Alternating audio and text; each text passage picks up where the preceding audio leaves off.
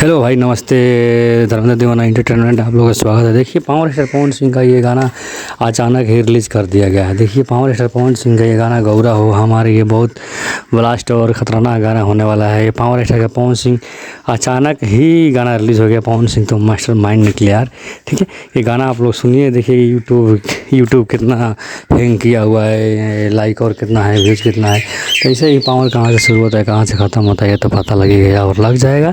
ठीक है, ऐसे भी अपना दुलार प्यार बनाइए, अपना छोटका भाई के चैनल को सब्सक्राइब और शेयर करिए। पावर स्टार पवन सिंह का ये गाना बहुत बवाल और ज़बरदस्त है। ये भोलेनाथ और गौरा पार्वती जी का इसमें नोक झोंक दिखाया गया है।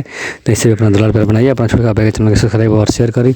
ये बहुत ब्लास्ट सॉन्ग है, आप लोग जाइए। गौरा हो हमार बहुत शिल्पी राजा और पवन सिंह का मधुर आवाज़ में, पर इसमें प्रियंका सिंह का आवाज़ होता तो और बेटर होता। पर शिल्पी राज का आवाज़ खास उतना अच्छा नहीं लग रहा है, पर ठीक है ठाक है, उसमें कोई बात नहीं है। आप लोग अपना दुलार प्यार बनाइए। जय हो पावर स्टार, जय हो पावर स्टार।